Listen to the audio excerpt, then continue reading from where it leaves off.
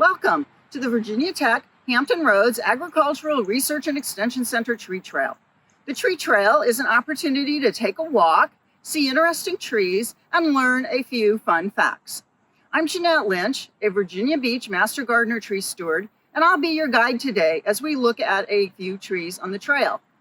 The trail is designed as a self-guided tour. You can start anywhere on the trail. However, you might want to start right here at the river birch and grab a handout. The handout contains a diagram of the trail and a few interesting facts about each tree. Each tree on the trail is identified with an orange sign. The sign tells you some basic facts about the tree, including common name, botanical name, family name, and a brief description. Scanning this QR code with your smart device will take you to a web page with more information about the tree. Let's look at some trees. This beautiful urban tree is the American elm. It has a characteristic face-shaped form and was once the standard for the American shade tree. Sadly, these trees were decimated by Dutch elm disease starting in the 1930s. Consequently, it is not as prevalent or popular in the landscape today. The American elm is native to Virginia, as well as most of the eastern United States. The term native applies to plants that are original to an area. They were not brought to the area by humans, and they possess traits making them uniquely adapted to local conditions.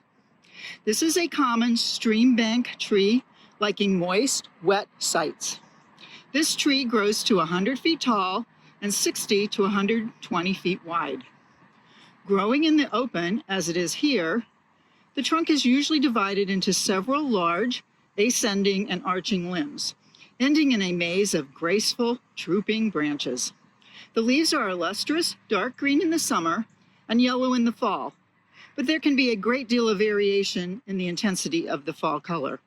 It's deciduous, meaning it sheds its leaves in the autumn. If you're interested in planting an American elm, look for a Dutch elm disease resistant variety, such as Delaware No. 2, Jefferson, or Valley Forge. This magnificent tree is the southern magnolia. It's an evergreen tree, evergreen meaning it retains green leaves throughout the year. It's native to the southern eastern coastal plain, ranging from North Carolina down through upper Georgia, Alabama, and upper Florida, and across into southeast Texas. It's the state tree of Mississippi. It's a medium-sized tree, up to 80 feet tall and 20 to 40 feet wide. Its form and growth rate is variable. Some dense, like you see here, others very open, some with a narrow, almost column-like form, others as wide as they are tall. Let's take a closer look. The southern magnolia has these showy, fragrant flowers in late spring and occasionally a few in the fall, as we see here. The flower is 6 to 8 inches wide with large white petals. The leaves are also large, 5 to 8 inches, leathery, oblong, and shiny.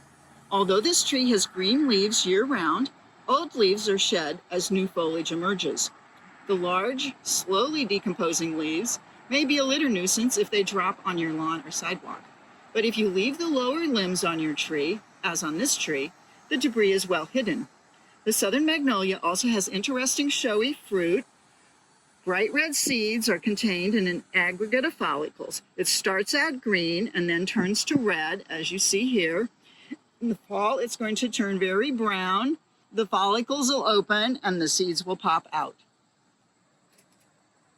This is the tulip poplar, a tree native to Virginia as well as most of the eastern United States. Even though it's called a poplar, it's actually in the magnolia family, the same family as the southern magnolia we just saw. This is a large tree reaching 165 feet tall and 40 to 50 feet wide. It's valued for its soft, versatile wood and typically straight, limb-free trunk. It has a beautiful flower in late spring to early summer, shaped somewhat like a tulip. You may not see the flower, however, though, because it's typically high up in the tree. The tree also has high value to wildlife. It's a host plant for the tiger swallowtail butterfly, a nectar source for hummingbirds and bees, and a food source for birds and small mammals. It has distinctive four-lobed leaves arranged in an alternating fashion. Being a deciduous tree, it will lose its leaves in the fall. Here's a look at the bark of the tulip poplar. It has grayish-brown bark, actually more gray than brown, with ridges, deep furrows, and gray crevices. Let's take a look up into the canopy of this tree so we can appreciate its awesome form. I hope you've enjoyed this brief introduction to the tree trail. There are many other interesting trees to see in the arboretums and demonstration gardens here at the Virginia Tech Hampton Roads Agricultural Research and Extension Center. The Extension Center is located at 1444 Diamond Springs Road in Virginia Beach and is open during daylight hours, year-round, free of charge. Visit often. Come, take a walk, see some trees, and enjoy the outdoors.